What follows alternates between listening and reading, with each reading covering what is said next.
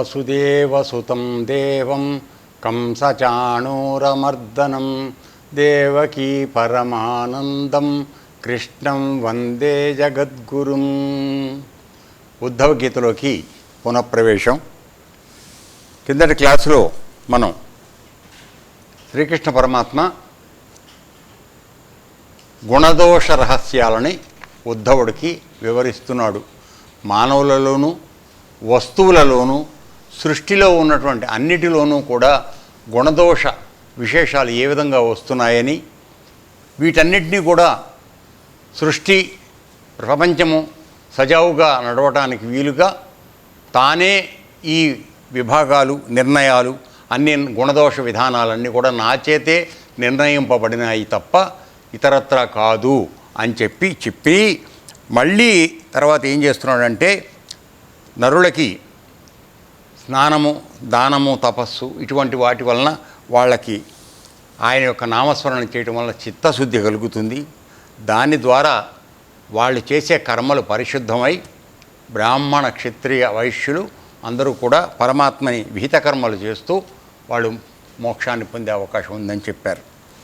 తర్వాత ఏదైనా ఒక మంత్రం గురుముఖత విన్నప్పుడు దాన్ని మనసు హృదయంలో అంతా కూడా పూర్తిగా నింపుకొని ఆ మంత్ర బలం ద్వారా కర్మలు అన్నీ చేసినట్లయితే అవి నిష్కామ కర్మగా మారిపోయి అతడు శుద్ధి అవుతాడని చెప్పి కూడా చెప్పడం జరిగింది. సో ఆ విధానంలోనే, ఆ క్రమంలోనే ఒక్కొక్కప్పుడు దోషాలు గుణాలుగా మారిపోతాయి, గుణాలు దోషాలుగా మారిపోతాయని చెబుతూ బ్రాహ్మణుడు సంధ్యావందనం వగైరాలు చేయడం అనేది, పూజలు చేయడం అనేది అది వాడికి గుణకారకాలు, వాడి గుణానికి సరైనటువంటివి. అదే శూద్రుడు ఆ పూజలు వగైరాలు చేయకూడదు. తర్వాత పాల వ్యాపారం, వాణిజ్యం వగైరాలు వైశ్యుడు చేయాలి, అది బ్రాహ్మణుడు చేయకూడదు. అట్లాగే కొన్ని విషయాల్లో వాళ్ళు ఉన్నటువంటి వర్ణాశ్రమాలను బట్టి నేను కొన్ని విషయాలను వాళ్ళకి అనుమతించడం జరిగింది. ఉదాహరణకి సంసారిగా ఉన్నవాడు భార్యతో సంగమం చేయడం దోషం కాదు, కానీ సన్యాసి అటువంటి పని చేస్తే అది మహాపాపం. సో తర్వాత ఈ విధంగా చెబుతూ వచ్చాడు. ఇంతవరకు మనం గుణదోషాల విశేషాలు మనం చూడటం జరిగింది. ఇప్పుడు ఇవాళ ఈరోజు మళ్ళీ దాని కంటిన్యూషన్ జరుగుతోంది. ఇప్పుడు ఇవాళ ఏం చెప్తున్నా అంటే ఏ గుణదోషాల వలన మానవ చిత్తం లగ్నమై రమిస్తుందో వాటిని విడిచిపెట్టడం మంచిది. అంటే నువ్వు బయట కనబడుతున్న ఏ వస్తువులు చూడగానే నీకు అది పొందాలనే కోరిక కలుగుతోందో అటువంటి వాటిని విడిచిపెట్టడం అత్యంత ఆవశ్యకం. ఎందుకని అవి ఆ విషయాలు నీ మనసును దానిలో వెళ్ళి దాని మీద పడినప్పుడు మనసు దానిలో లగ్నం అయిపోతే దానికి భిన్నంగాను అన్నిటికీ ఆధారంగా ఉన్నటువంటి పరమాత్మ వైపుకు మనం మరలే అవకాశం. సో ఎప్పుడైతే విషయాలలోకి మనస్సు వెళ్ళిపోతుందో మనస్సు దాని యందు లగ్నం అయిపోతుంది. కాబట్టి నీవు ఎల్లప్పుడూ పరమాత్మ వైపు ఉండవలసినటువంటి నీ మనస్సు విషయాల్లో పడేటట్లయితే ప్రమాదం జరుగుతుంది, నీ మానవ జన్మ యొక్క ఉనికి ప్రశ్నార్థకం అయిపోతుంది. కాబట్టి అటువంటి విషయాల పట్ల ఆసక్తిని వదిలేయడం మంచిది అని మొట్టమొదటి సలహా చెప్పాడు. చెప్పిన తర్వాత వాటిని విడిచిపెట్టడం మంచిది. ఎందుకని? అవి బంధనాలకు కారణాలు. ఎందుకని? ఒక విషయం చూసాం అంటే ఒక వస్తువు కావాలనుకున్నాం, చూసిన తర్వాత దాన్ని పొందాలనుకున్నాం, దానికోసం ప్రయత్నం చేస్తున్నాం. సో ఇది పొందొచ్చు, పొందలేకపోవచ్చు. ఈ విధమైనటువంటి చక్రంలో మనం పడిపోయినప్పుడు మనలో దేనికి అంటుకోకుండా సాక్షిగా ఉన్నటువంటి పరమాత్మను గురించి మనం ధ్యానం చేసే అవకాశం మనకు రావటం లేదు. ఆ విధంగా పరమాత్మకు మనం దూరం అయిపోతున్నాము. అందువలన అవి బంధనాల కారణాలు కాబట్టి వాటిని విడిచిపెట్టడం మంచిది. వీటి నుండి ముక్తుడు కావడమే మనుష్యుడి యొక్క లక్ష్యం. అంటే విషయాల నుంచి నీవు దూరం అవ్వడమే నీవు మనుజ లక్ష్యం. అంటే నీ మానవ జన్మ యొక్క లక్ష్యం ఏమిటి అంటే విషయాల నుంచి దూరంగా పరమాత్మకు దగ్గరగా ఉండడం నీ యొక్క కర్తవ్యం. అది నీ లక్ష్యం. నీ మానవ జన్మ యొక్క సాఫల్యత ఏమిటంటే పరమాత్మ వైపుగా వెళ్ళడమే నీ యొక్క జన్మ సాఫల్యం. సో తర్వాత మానవులకు నివృత్తి ధర్మ మార్గం పరమ కళ్యాణకారకం. ఇక్కడ చూడండి, 2 విశేషణాలు వేస్తున్నాడు. మానవులకి ఏం ఉండాలి, అవేం విడిచిపెట్టమంటున్నాడు. ఏం ఉండాలో చెప్తున్నాడు. ఏమిటి? నివృత్తి ధర్మ మార్గం అంటే ధర్మంతో కూడినటువంటి త్యాగబుద్ధి, నిష్కామకర్మ, ఇది కావాలి. ధర్మాన్ని విడిచిపెట్టద్దు, దయచేసి మర్చిపోకండి. ఎట్టి పరిస్థితుల్లోనూ నీవు ధర్మం అనే దాన్ని ఆధారాన్ని వదిలిపెట్టడానికి వీల్లేదు. ఇవాళ ఆ ధర్మం అంటే మనకేమిటో తెలియదు, ఆ ధర్మంలోనే మనం అందరం జీవిస్తున్నాం కాబట్టి దాన్ని ధర్మాన్ని పట్టుకునే సమస్య మనకు ఉత్పన్నం కావటం లేదు.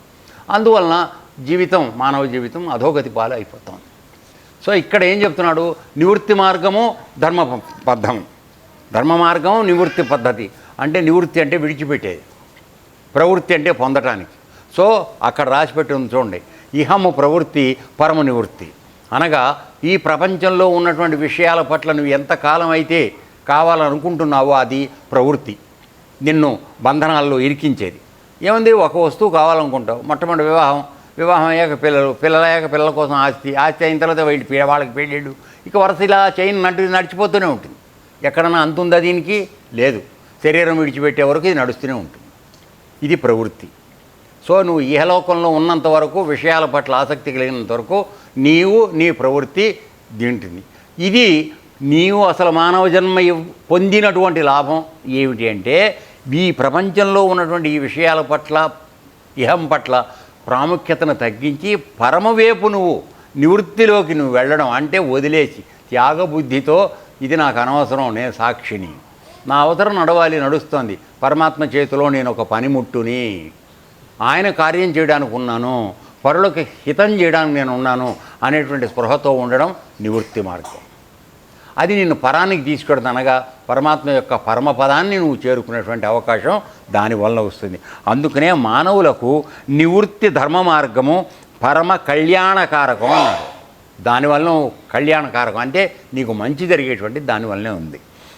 ఇదే శోకమోహాలు నశింపచేసేది. ఇప్పుడు మామూలుగా ఇహంలో ఉన్నప్పుడు ఏం జరుగుతోంది? కొద్దిపాటి సంతోషం, ఆనందాన్ని కొంతకాలం కలుగుతోంది, ఏ వస్తువు పట్ల కానీ, ఏ దీని వలన కానీ. ఏమండి, తర్వాత ఏడిపే కదా. ఆలోచించండి, ఏది గొప్పగా కావాలనుకుని పరిగెత్తామో, వివాహం అయింది, ఏమైంది? 3 నెలలు అయ్యేటప్పటికి మళ్ళీ కొట్లాటలు మొదలు. ఆవిడ లక్షణాలు చూపించడం మొదలవుతుంది, వీడి లక్షణాలు చూపించడం మొదలవుతుంది. దాంతో ఇద్దరు సిగబట్టలు పట్టుకోవడం మొదలవుతుంది. అందుకే ఇంగ్లీష్లో సామెత ఏమిటంటే, ఫస్ట్ ఇయర్ భార్య మాట భర్త వింటట, చాలా సైలెంట్గా ఉంటాడు. సెకండ్ ఇయర్ భర్త మాట భార్య వింటుంది, అప్పుడు కూడా సైలెంట్గానే ఉంటుంది. తర్వాత 3వ సంవత్సరంలో ఇరువురు మాటలు పక్కవాళ్ళు వింటుంటారు, అంటే కొట్లాడుకుంటుంటారు. ఏమైంది? చాలా నిన్ను ప్రేమించేశాను, నువ్వు లేకపోతే నేను జీవించలేకపోతున్నాను అని మాటలు ఏమైనాయి అంటే మన గుణాలు బయటకు వచ్చినాయి. గుణాలు బయటకు వచ్చినప్పుడు ఆవిడ కూడా అదే అహంకారంలోకి రావడం, వీడు అహంకారంలోకి రావడం, కొట్టుకోవడం, ఇది జరుగుతుంది. ఓకే, సరే, దాంట్లో ఇంకా పెడితే చాలా ఉంది. అందుకోసమే ఇటువంటి గుణాలకి లోబడి మానవులు విడిపోయే ప్రమాదం వస్తుంది. కనుక పెద్దలు ఏం చెప్పారంటే, వివాహం అవగానే పిల్లల్ని కనమన్నారు. ఎందుకని? వీళ్ళిద్దరి టెంపర్కి మధ్యలో పిల్లలు బంధంగా ఉంటారు. పిల్లల్ని విడిచిపెట్టి వెళ్ళిపోవడానికి తొందరగా సుముఖులుగా ఉంటారు. ఇప్పుడు ఆ పరిస్థితి కూడా దాటాం, అది వేరే సంగతి. ఓకే, ఇప్పుడు పిల్లలతో బంధం కూడా లేదు, అసలు మొగుడితో బంధమే లేదు. ప్రియుడి కోసం వాడిని చంపించే పనిలోకి వెళ్ళిపోతున్నాం మనం. ఇది దుర్మార్గంలోకి వెళ్ళిపోయాం, అది వదిలేసేయండి, దాని గురించి కాదు. అసలు ఎందుకు సంతానం పెట్టమనంటే, ఒక బాండేజ్, ఒక బంధం ఏర్పడటానికి, సంసారం పట్ల ఆసక్తి ఉండడానికి, ఆ పిల్లవాడి భోచనవులతో వాడు కనపడితే ఇద్దరూ సంతోషంగా అలా ఉండడం కోసం ఆ విధంగా పెట్టారు. అదే దాంట్లో ధర్మం ఏమిటి? నీ వంశం అభివృద్ధి చెందాలి, ఆ తల్లి ఒక సత్సంతానాన్ని కనాలి, వంశాభివృద్ధికి ఉపయోగపడాలి. ఇది మ్యారేజ్లో ఉన్నటువంటి రహస్యం. ఇప్పుడు అవి వదిలేద్దాం. సరే, కాబట్టి ఇప్పుడు ఏంటంటే, ఇప్పుడు శోకమోహాలు అది నశింపజేసి. ఎందుకంటే విరక్తితో, త్యాగబుద్ధితో నువ్వు జీవితం గడుపుతూ ఉంటే నీకు ఈ విధమైన అటాచ్మెంట్స్ రావు. అప్పుడు నువ్వు మంచి మార్గంలోకి వెళ్ళి పరమాత్మ దగ్గరికి చేరడానికి, నీ జీవిత లక్ష్యం ఏదైతే ఉందో అది సాధించడానికి ఉపయోగపడుతుంది. అలా అని భార్యలను విడిచిపెట్టమని కానీ నేనేం చెప్పటం లేదు. దయచేసి అలా మిస్అండర్స్టాండింగ్ చేసుకోండి. ఎందుకంటే విపరీత జ్ఞానం మన దగ్గర ఎక్కువగా ఉంది. అది కాదు. వాళ్ళకి చెప్పట్లేదు, వీళ్ళకి చెప్పట్లేదు. ఎంతవరకు ఉండాలో అంతవరకు ఉండండి, అది చెప్పేది. ఓకే. తర్వాత ఉద్ధవ, లోకంలో విషయ సుఖాల అందు గుణం ఉన్నట్లు ఆరోపించబడడం తటస్థిస్తుంది. అంటే విషయ సుఖాలు ఇదే, ఒక రేడియో కొనుక్కున్నాం లేదా టీవీ కొనుక్కున్నాం. సో కొత్తలో బ్రహ్మాండంగా విడిచిపెట్టకుండా దాని ముందే కూర్చుని ఆనందిస్తాం. ఎన్నాళ్ళు? కొద్ది రోజులు లేక కొద్ది నెలలు మహా అయితే. తర్వాత అది అటు మోగుతూనే ఉంటుంది, నువ్వు వేరే వాడితో మాట్లాడుతూ ఉంటావు. పోయింది ఏకాగ్రత. కొంతకాలం అయ్యాక దాన్ని ఆఫ్ చేసి పారేసి మాట్లాడుతూ ఉంటావు. అంటే ఏమైంది? నీకు అత్యంత సంతోషం కలిగించేది, ఆనందం కలిగించేదని అనుకుని డబ్బు పోసి కొన్న 51 అంగుళాల టీవీ 3 నెలల తర్వాత నీ ఆ ఇంట్రెస్ట్ పోయింది. అవునా కాదా? అప్పుడు మరలి ఎక్కడికి పెడుతుంది? టీవీలోంచి ఏసీలోకి వెడుతుంది కోరిక. ఏసీ కావాలనిపిస్తుంది. ఏసీ అయిపోయిన తర్వాత ఏం వస్తుంది? ఈ మాత్రంలా ఉన్న పరుపులు కావాలనిపిస్తుంది. ఇట్లా ఒకదాని తర్వాత ఒకదాని తర్వాత వస్తుంది. ఈ విషయ సుఖాల్లో గుణం ఉన్నట్లుగా ఆరోపించబడడం తటస్థిస్తుంది అంటున్నాడు. అంటే ఏమిటి? ఆ వాటిలోనే అసలు దోషాలు ఉన్నాయి. ఈ విషయ సుఖాన్ని నమ్మించుకున్నావు అనుకో, అది నేను దుర్మార్గ గుణంలోకి తీసుకెళ్లే పరిస్థితి వస్తుంది. కటిక నేల మీద పడుకోవడం అలవాటైంది. నిన్న మనం ఉదాహరణలో చూసాం. నేల మీద పడుకున్నవాడు పడిపోయే పరిస్థితి ఉంది. ఎత్తైన మంచం మీద పడుకునేవాడు పడిపోయే భయం ఉంది. అందుకని నువ్వు ఎత్తైన మంచానికి పడుకోవడానికి ఎక్కువగా ప్రిఫరెన్స్ ఇవ్వకు. కింద పడుకుంటే నిర్విచారం, పడిపోయేది లేదు, ఊడిపోయేది లేదు, హాయిగా ఉండొచ్చు. సో అటువంటి బుద్ధితో ఉండమని చెప్తున్నాడు. అది. తర్వాత ఆసక్తి వలన ఇప్పుడేమిటి? అప్పుడు ఏం జరుగుతుంది? విషయ సుఖాల్లో మన గుణం ఇన్వాల్వ్ అయినప్పుడు ఏం జరుగుతుంది? అప్పుడు ఆ వస్తువు ఎడల ఆసక్తి అనగా కామం కలుగుతుంది. మనకి దీంట్లో చెప్తారు కదండి, కామాత్ క్రోధాత్ భవతి స్మృతిభంశ, స్మృతిభంశో బుద్ధినాశ, బుద్ధినాశో వినశ్యతి. అంటే నీవు మొట్టమొదట ఒక వస్తువును చూసి దాని యందు కోరిక పెట్టుకుంటే అది మొదలు. తర్వాత అది పొందిన తర్వాత దాన్ని ఉంచుకోవాలి, ఏమైనా సరే చేయి జారుకోకుండా చూసుకోవాలని కామంలోకి దీంట్లో మోహంలోకి వెళ్ళిపోతావు. మోహంలోకి వెళ్ళిపోయిన తర్వాత అది రాకుండా ఎవరైనా చేయడం కానీ లేక ఏదైనా ఫలించని పరిస్థితి వచ్చిందనుకో, దాంతో క్రోధాన్ని పెంచుకుంటావు. ఎవడో పక్కోడు ఎవడో చెడగొట్టాడని, అది చేశాడని, ఇది చేశాడని క్రోధం పెంచుకుంటావు. కామము, మోహము, క్రోధము, తర్వాత లోభము. ఇదైన తర్వాత ఇవన్నీ అయిపోయిన తర్వాత ఏమవుతుంది? నీకు అసలు ఒక పని చెయ్యొచ్చా చేయకూడదనేటువంటి విచక్షణ జ్ఞానం భగవంతుడు కేవలం మానవుడికి మాత్రమే ఇచ్చాడు. బుద్ధి అనగా విచక్షణ జ్ఞానం. ఏ పని నువ్వు మంచిదో ఏ పని చెడ్డదో తెలుసుకునే జ్ఞానం నీ దగ్గర ఉంది. అయినా ఈ 3 గుణాల్లో పడిపోయి నువ్వు చెయ్యవచ్చునా చేయకూడదా అనేటువంటి జ్ఞానాన్ని పూర్తిగా కోల్పోయి నీ ఇష్టం వచ్చినట్టు చేసుకుంటూ వెళుతున్నావు. దానివల్ల ఇన్ని దరిద్రాలు జరుగుతాయి. ఎప్పుడైతే విచక్షణ జ్ఞానం కోల్పోయామో మనం స్మృతి అంటే నేను మంచివాడిని, మంచి పనులు చేయాలనేటువంటి స్మృతి, నీకు మానవ జన్మకు వచ్చాననేటువంటి స్మృతి ఏదైతే ఉందో అది పోతుంది. అది పోయినప్పుడు ఏమైంది? బుద్ధినాశం. అంటే బుద్ధినాశనం అయిపోతుంది. ఇంకా లేదు నీకు బుద్ధి తక్కువవాడిగా మారిపోతావు. ఇది అయిన తర్వాత ఏం జరుగుతుంది? వినశ్యతి అంటే చెప్పలేనంత నష్టం జరిగిపోతుంది. అంటే నీవు ఈ మానవ జన్మకు వచ్చినటువంటి వెరీ పర్పస్, ప్రాథమికమైనటువంటి అవసరం ఏదైతే ఉందో నీకు ఇవ్వబడినది దాన్ని చేజేతులా పోగొట్టుకుంటున్నావు నువ్వు. అంటే నువ్వేమవుతున్నావు? అయితే దానవుడన్నా అవుతున్నావు, లేదంటే పశువు అవుతున్నావు. అంతే, అయిపోయింది. సో ఈ విధంగా జరిగేటువంటి దాన్ని నివారించుకోవాలంటే నీవు అనుసరించవలసిన విధానం ఏమిటి అంటే నివృత్తి ధర్మ మార్గం. అంటే పోగేసుకోవాలనే ఉద్దేశం నుంచి వదిలేయండి. వచ్చింది పుచ్చుకుందాం, ప్రసాద బుద్ధి, దాంతో సంతోషపడదాం అనుకునే దానిలో వస్తే నీకు ఆ టెన్షన్ ఉంటుందా? ఏనన్నా ఉండదు కదా. వచ్చి ఏ ఉద్యోగ పరమాత్మ ఇచ్చాడు, ఇంతవరకే సరిపోయిందని అనుకున్నావు, దాంతో నిర్భనంగా ఉండొచ్చు, నిర్విచారంగా ఉండొచ్చు. ఇంతే పెట్టావా, నాకు ఇంకాస్త పెడితే బాగుండదు కదా అని అనుకున్నావు అనుకో, అయిపోయింది. ఇప్పుడు ఉన్నది అదే కదా పరిస్థితి. కోట్లాధీశ్వరులకు కూడా ఉన్నటువంటి వీక్నెస్ ఇదే. ఆ విధంగా జరుగుతుంది. తర్వాత ఓకే, సో కామం కలుగుతుంది. ఆసక్తి వలన ఆ వస్తువును తన వద్దనే ఉంచుకుందామనే కోరిక కలుగుతుంది. ఇది మోహం. చేతిలో జారిపోకూడదు. సెల్ ఫోన్ ఉంది కదా, దీని దుంపదేగా, అది 24 గంటలు చేతిలో పెట్టి తిరగడం, లేదంటే ఇక్కడ పెట్టి తిరగదు, ఎక్కడో పెట్టి తిరగదు, దాన్ని వదిలేయడానికి మాత్రం తెలియదు. అరగంట అయిన తర్వాత కనపడలేదు, అమ్మో నా సెల్ ఫోన్ అయింది. ఎవడు పెట్టుకోమన్నాడు రా అంటే, ఇంతకుముందు వాళ్ళందరూ బతకలేదా సెల్ ఫోన్ లేకపోతే? బతికారు కదా. ఇప్పుడు మనకెందుకు చచ్చిపోతున్నావు సెల్ ఫోన్కి అంటే అది కూడా ఎట్టా వస్తుంది? రామచంద్రం గారి దగ్గర ఉంటే నువ్వు కొనుక్కోవాలని నీకు కలుగుతుంది. సప్పో చేసి లేకపోతే దొంగతనం చేసి నువ్వు పంపాయి. ఆ కొన్నకాడించి దాన్ని వదిలిపెట్టబుద్ది. ఇట్లా మనం ఇరుక్కుపోతున్నామని చెప్పడం అంతకన్నా ఇంకేదే. తర్వాత తన వద్దనే ఉంచుకుందామనే కోరిక కలుగుతుంది. ఆ కోరిక తీర్చుకునే ఉత్సాహంలో ఆటంకాలను ఎదుర్కొనడంలో, అంటే ఇది ఏమైనా సరే ఉంచుకోవాలి, వద్దురా నీకు అని చెప్పి ఎవడో చెప్పడం ఇవన్నీ చేశాడు. సో ఆటంకాలను ఎదుర్కొనడంలో దగ్గర బంధువులను స్నేహితులను వ్యతిరేకించిన ఎవడన్నా వచ్చి వద్దురా, ఇప్పుడు నేను చెప్పాను అనుకో, ఎందుకురా 24 గంటల ఫోన్ పక్క చేస్తావు, మామూలుగా ఉండరా నాయన అని అన్నాను అనుకో, నీకు విపరీతమైన కోపం వస్తుంది నా మీద. నీకు పని లేవని నాకు కూడా పని లేవు అనుకున్నావా, నన్ను సెల్ ఫోన్ పెట్టుకోవద్దు అంటున్నావు అని నీకు కోపం వస్తుంది. సో బంధువులను స్నేహితులను వ్యతిరేకించవచ్చు. ఇవ్వడరా నాకు చెప్పేది, ఇది లేకపోతే అసలు నాకు గడవదు. తెల్లారితే అర్ధరాత్రి కూడా నీ వ్యాపారం మాట్లాడుకోవాలి, అందుకని నాకు సెల్ ఫోన్ పక్కనే ఉండాలి.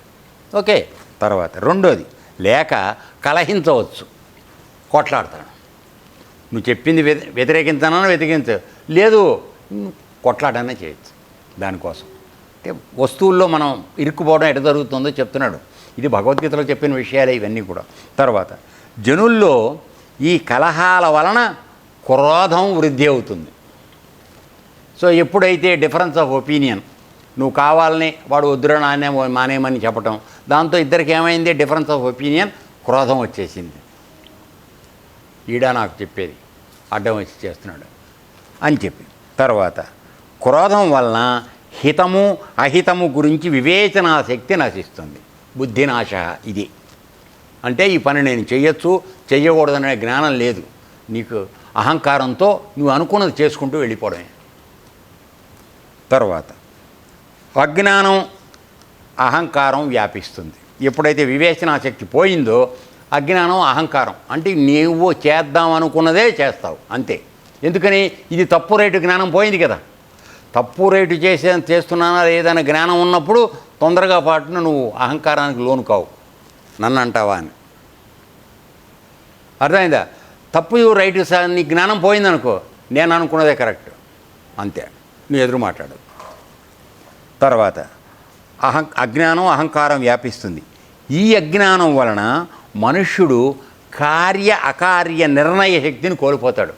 అంటే ఈ అజ్ఞానం అహంకారం వలన ఏమవుతుంది, తను ఈ పని చెయ్యవచ్చా చెయ్యకూడదా అనేటువంటి విచక్షణ జ్ఞానం, భగవంతుడు ఇచ్చినటువంటి వివేచన, అది పోతుంది. నువ్వు అనుకోని చేస్తావు అంతే. అదే అవ్వాలి. అవ్వలేదనుకో, ఏడ్చి రాగాలు పెట్టడం, అవి చేయడం ఇవి చేయడం అప్పటి నుంచే మొదలవుతుంది. వాడు అనుకున్నది జరగకపోతే. సో పెద్ద అయితే చిన్న ఏడుపుతో కాకుండా కొట్టడం జరుగుతుంది. రైట్. తర్వాత వివేక నిర్ణయ శక్తి అనే స్మృతిని కోల్పోవటం.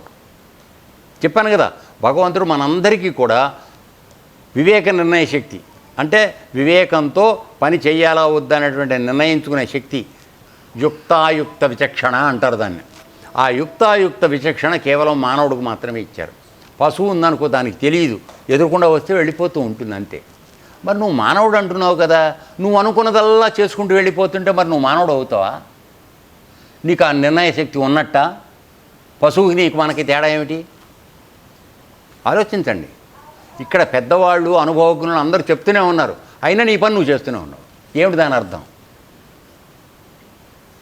సో ఇప్పుడు చంద్రయ్య ఉన్నాడు అనుకో, ఆవుని చెప్తాడు మామూలుగా అని ఏదో చెప్తాడు, దానికి అది వెళ్ళదు, తీసి కట్టె తీసి ఒక తరపు తరుస్తాడు, అప్పుడు దోవలో వస్తుంది. సరే, వివేక నిర్ణయ శక్తి అనే స్మృతిని కోల్పోవటం వలన మానవులలో మానవత్వం నశించిపోయి, కాబట్టి ఇప్పుడు మనలో మానవత్వం నశించిపోయినప్పుడు మనం దేని కింద మారినట్టు చెప్పండి సమాధానం. మానవత్వం కోల్పోయి మానవత్వం నశిస్తే మనం ఏమైనట్టు చెప్పండి. ఏమవుతున్నాం మనం?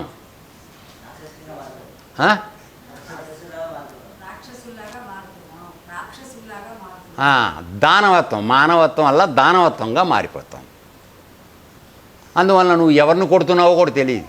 సొంత భార్య, ప్రేమించి పెళ్లి చేసుకున్న భార్య నీకు అడ్డం వచ్చింది కనుక దాన్ని బాధటం, తాగొచ్చి.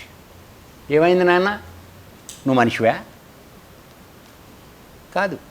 అది సో మానవుల్లో మానవత్వం హరించి పశుత్వం వృద్ధి చెందుతోంది.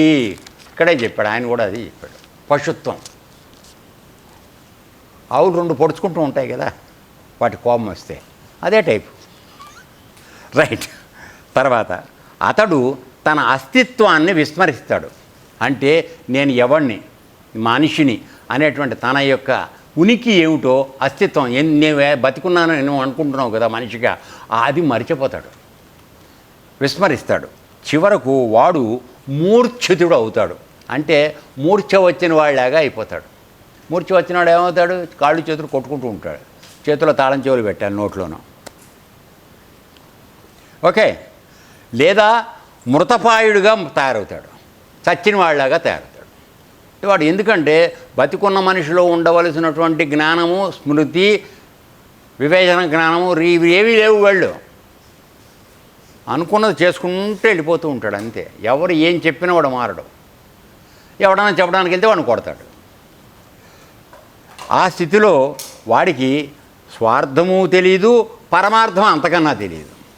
స్వార్థము అంటే ఇక్కడ మనం అనుకుంటాం మామూలుగా, తప్పు ఆలోచనలు తీసుకోకుండా, స్వార్థం అంటే మామూలుగా పొందటం అనే అర్థం తీసుకుంటాం. ఇక్కడ ఆ స్వార్థం అనే మాట కాదు. తను ఏమి తీసుకోవాలో తెలియదు, తనకు ఉపయోగపడేది ఏది తీసుకోవాలో వాడికి తెలియదు. అర్థమైందా? ఏది కనపడదో అది తీసుకుంటూ ఉంటాడు. అంటే నాకు ఇది అవసరం ఉందా లేదా అనేటువంటి జ్ఞానం లేదు కదా. మూర్ఛితుడు అయిపోయాడు వీడు, మృతప్రాయుడు అయిపోయాడు. కాబట్టి ఏది దొరికితే తీసుకుంటూ ఉంటాడు అంతే. ఇది నేను తీసుకోవాలా వద్దా అనేటువంటి జ్ఞానం మన దగ్గర పోయింది.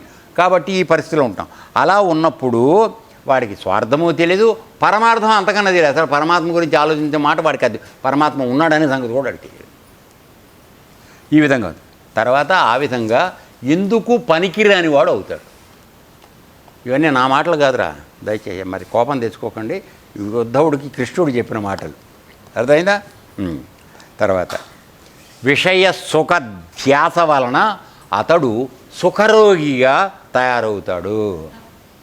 ఎప్పుడు అది పొందాలి ఇది పొందాలి అనుకున్నప్పుడు విషయ సుఖరోగి అంటే విషయాల్లో సుఖం ఉందనుకుని అదొక రోగంగా మారినవాడు విషయ సుఖరోగి. అంటే మామూలుగా సుఖరోగి అంటే వేరే ఉద్దేశం. సుఖరోగాలు వచ్చిన వాళ్ళు సుఖరోగి అంటారు మనకు మామూలు లాంగ్వేజ్లో. ఏమండి డాక్టర్ గారు?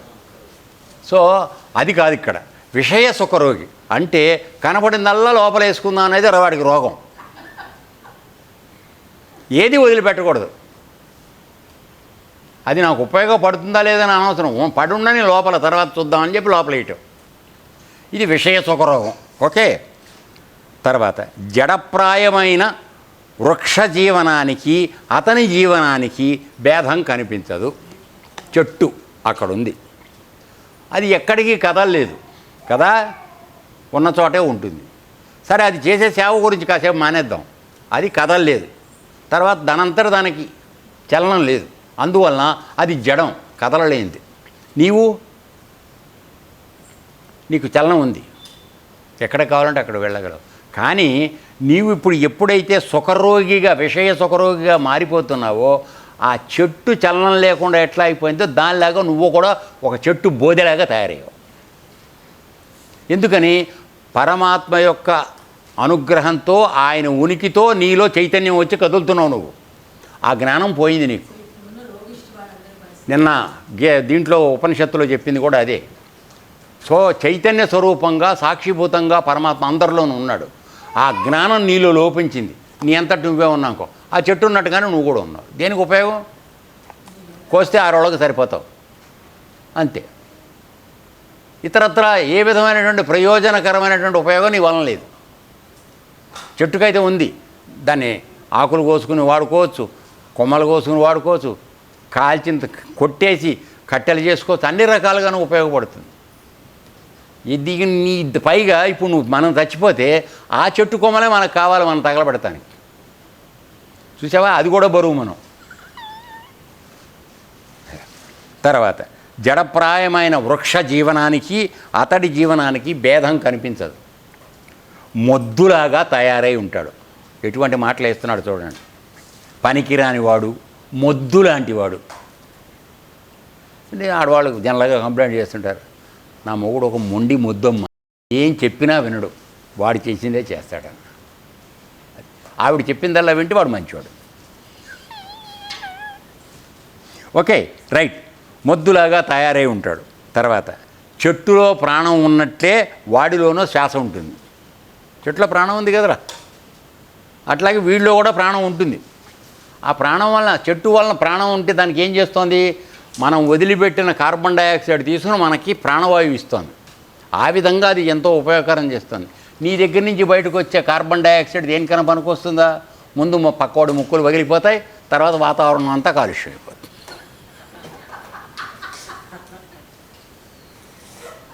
బాగా తిని గాలి వదిలిపెడతావు నువ్వు కార్బన్ డైఆక్సైడ్. అదేమవుతుంది, పక్కన కూర్చున్న వాళ్ళు అందరూ చేస్తారు ముక్కులు మూసుకుని. అదేం చేస్తుంది, మనం ఈ వదిలిన చెడు గాలి తీసుకుని మంచి గాలి మనకి ఇస్తుంది. కాబట్టి మనకన్నా మొద్దు లాంటి మనుషుల కన్నా ఆ చెట్టు చాలా బెటర్ కదా. అది రైట్. చెట్టులో ప్రాణం ఉన్నట్లే వాడిలోనూ శ్వాస ఉంటుంది. కొలిమితిత్తుల వలె ఊపిరితిత్తులు గాలి పీలుస్తూ వదులుతూ ఉంటాయి. వినండి, ఏంటి కొలిమితిత్తులు, మామూలుగా నువ్వు కొడుతూ ఉంటావు కదా ఇనపదాన్ని కాల్చేటప్పుడు, ఆ కొలిమితిత్తులు, ఆ కొలిమితిత్తులాగా నీ ఊపిరితిత్తులు గాలి పీల్చి వదులుతూ ఉంటాయి. దానివల్ల ఏ ఉపయోగం లేదు. ఎలా పీల్చాలో తెలియదు, కొద్దిసేపు ఆపుకోవడం తెలియదు, నెమ్మదిగా విడిచిపెట్టడం తెలియదు, బర్రెలాగా వెళ్ళిపోతూ ఉంటాం. ఓకే, కొలిమితిత్తుల వలె ఊపిరితిత్తులు గాలి పీలుస్తూ వదులుతూ ఉంటాయి. వాడు జ్ఞానశక్తిని విస్మరిస్తాడు. అంటే వాడికి మానవ జన్మకు వచ్చినప్పుడు కొంత జ్ఞానం ఇవ్వబడింది మిగతా జంతువులన్నిటికన్నా. ఆ జ్ఞానాన్ని వాడు మర్చిపోయాడు, విస్మరిస్తాడు. తనను గురించి పరుణుల్ని గురించి ఆలోచించే శక్తి ఉండదు. అంటే ఏమిటి, మామూలుగా నీ గురించి నువ్వు ఆలోచించుకునే శక్తి ఉంటే 50%. అంటే నేను ఈ పని చేయొచ్చా చేయకూడదా, ఎట్లా ఉండాలి ఏమిటని ఆ జ్ఞానం ఉంటే 50%. అప్పుడు ఆ జ్ఞానంతో పక్కవాడికి అన్యాయం చేయొచ్చా చేయకూడదా అని ఆలోచించే శక్తి వస్తుంది. నీకు నీ గురించే ఏమి ఆలోచించుకోవడం చేతకానప్పుడు పక్కవాడి గురించి ఏం ఆలోచిస్తావురా, సమస్య రాదు కదా. ఏనా అది అర్థమైందా? ఇంకా ఏమైనా చెప్పాలా వివరంగా? మళ్ళీ ఉదాహరణలు వద్దు, అంటే మళ్ళీ బాధపడతారు ఎక్కువ చెప్తే, అందుకని. సరే, కాబట్టి తన గురించి పరుల గురించి ఆలోచించే శక్తి ఉండదు. అన్ని విధాల ఆత్మవంచితుడై, అంటే తనలో ఉన్నటువంటి ఆత్మని గురించి ఏ విధమైన జ్ఞానం లేకుండా ఒక వంచింపబడిన వాడులాగా, అంటే మోసపోయిన వాళ్ళలాగా జీవంతో మాత్రం బ్రతుకుతూ ఉంటాడు. బతికి ఉంటాడు వాడు, జీవచ్చం అంటారు వాడిని. అటువంటి వాడిని ఈ జ్ఞానం ఏమీ లేకుండా ఇష్టం వచ్చినట్టు తిని బతుకుతూ ఉండేవాడిని జీవచ్చం అంటారు. తర్వాత, ఓ ఉద్ధవా, స్వర్గఫలాలను వర్ణించే వేదం మనుష్యులకు ఆయా లోకాలలోని పరమ పురుషార్థాలను చెప్పలేదు. చూడండి ఎంత రహస్యం మనకు బయట పెడుతున్నాడు. మనం ఎంతసేపు ఏం మాట్లాడుకుంటున్నానరా ఇప్పటి వరకు మనందరికీ తెలిసిన జ్ఞానంతో. ఇక్కడ యజ్ఞాలు యాగాలు చేసి ఏంటి స్వర్గానికి వెడితే అక్కడ అమృతం తాగొచ్చు, తర్వాత రంభ మేనక తిలోత్తమల దగ్గర ఉండొచ్చు అని చెప్పి అనుకుంటూ ఉన్నాం. మనందరి ఉద్దేశం అదే కదా, దానికోసమే అక్కడికి వెళ్ళేది. ఇదివరకు అట్లా. ఇప్పుడు మన అసలు ఇప్పుడు యజ్ఞం చేసే ఓపికలు కూడా మనకు లేదు, అది వేరే సంగతి. ఓకే, వాళ్ళు ఫ్యూచర్కి ఆలోచించి చేసుకున్నారు, చచ్చిపోగానే అక్కడికి వెడదామని బోళ్ళు యజ్ఞాలు డబ్బులు ఖర్చు పెట్టి. ఇప్పుడు అసలు మనం డబ్బు ఖర్చు పెట్టే మనకి చేత కాదు కదా, వేలు కనబడిందల్లా లోపల వేయటమే పని, అంతకు తప్పితే పైసా తీయడం అనేది ఎరగను మనం. మన జన్మ అటువంటిది, దాన్ని మనం ఏం చేస్తాం? సరే, ఓకే. సో ఆయా లోకాల్లోని పరమ పురుషార్థాలను చెప్పలేదు. వేదం వర్ణించింది, ఈ యజ్ఞం చెయ్యి నువ్వు స్వర్గానికి వెడతావు, ఈ యజ్ఞం చేయి నీ కొడుకులు పుడతారు, ఈ యజ్ఞం చేయి రాజ్యాన్ని సంపాదించు. ఇట్లా నీకు అన్ని రకాలైనటువంటి ఉపకరణాలన్నీ కూడా నీకు ఇవ్వబడినాయి కర్మకాండలు వేదంలో. అయితే అక్కడికి వెళ్ళాక అసలు పురుషార్థాలను చేయడానికి ఏం చేస్తారనేది వేదం మనకు చెప్పాల. ఎందుకని నీకు అనవసరం అది ఇప్పుడు చెప్తే. నువ్వు వెళ్ళేది ఎప్పుడు? సత్యాక వెళ్ళేదానికి ఇప్పుడు చెప్పి ఉపయోగం ఏంటి నీకు? సత్యాకు నువ్వే వెళ్ళాక తెలుసుకుంటావు అక్కడ ఏమేమి చేయిస్తారో. నీకు చాలాసార్లు చెప్పాను ఒక కథ. ఇక్కడంతా వేదం చదువుకున్నాడు బ్రహ్మాండంగా, విష్ణు సహస్రనామం పారాయణ 1000 సార్లు చేశాడు, స్వర్గానికి వెళ్ళాడు. ఇంద్రుడు స్వయంగా మీకు చెప్పాను ఈ కథ, మొన్న మధ్య చెప్పాను. వచ్చేసి ఎన్నాళ్ళైనా భోజనం పెడతలే. వీడు కోపం మధ్య తిట్టడం మొదలెట్టాడు. కనకాయ భోజనం పెట్టి రమ్మని చెప్పి పిలిచి భోజనం పెట్టవా అని. అంటే కరెక్టరా, నువ్వు వేదం చదివావు కానీ మరి ఎవరికే అన్నం పెట్టలేదు ఎప్పుడు చేత్తో, అందుకని చెప్పి నీకు ఇదే ఉందని చెప్పాడు. అందువలన అక్కడ కర్మకాండలు పురుషార్థాలకు ఏముంటాయో మనకు చెప్పలేదు. ఎందుకని? అవి ఇప్పుడు నీకు అప్రస్తుతం. అని దానికి మామూలుగా ఏం చెప్తామంటే పై తరగతిలో చెప్పబడుతుంది అని చెప్తాం. మొట్టమొదటి పిల్లవాడికి అక్షరాభ్యాసం చేస్తావు, ఆ ఆ ఈ ఇవి నేర్పుతావు, అంతే కదా. అప్పుడు A+B = C అని ఏదో అవి చెప్తావా? ఇప్పుడు చెప్పవు కదా. ఏరన్నా BAకి వచ్చాక SSLCకి వచ్చాక నీకు చెప్తారు. సో అన్నప్రాసన రోజున ఆవకాయ అన్నం పెట్టరు. సో అట్లాగే నువ్వు వేదం చదివితే వేదం వలన స్వర్గలోకాలు వస్తాయనేంతవరకు చెప్పి వదిలేశారు. ఎందుకని చెప్పారు అది కూడా దాంట్లో రహస్యం కూడా చెప్తున్నాడు. ఇప్పుడు వస్తుంది. సో స్వర్గలోకం వస్తుందని ఆశపడి ఒకవేళ పెడుతున్నావేమో, దాని తిప్పలు తర్వాత ఉన్నాయిరా నాన్న అని మళ్ళీ చెప్తున్నాడు మనకి. ముందు చెప్పాడు అక్కడ ఏముంటుందో చెప్పలా. ఇప్పుడు అక్కడికి వెళ్ళావు, వెళ్ళిన తర్వాత అంత సుఖమేని అనుకున్నాం. మనకి ఎంతసేపు ఏం చెప్పాడు? మందు దొరుకుతుంది, మన ఉమన్ దొరుకుతుందని చెప్పాడు కదా. అదొకటే మనం అనుకుంటున్నాం. అక్కడికి వెళ్ళాక సరిగా లేకపోతే ఈ పగలు కొడతారన్న సంగతి మనకు చెప్పాల.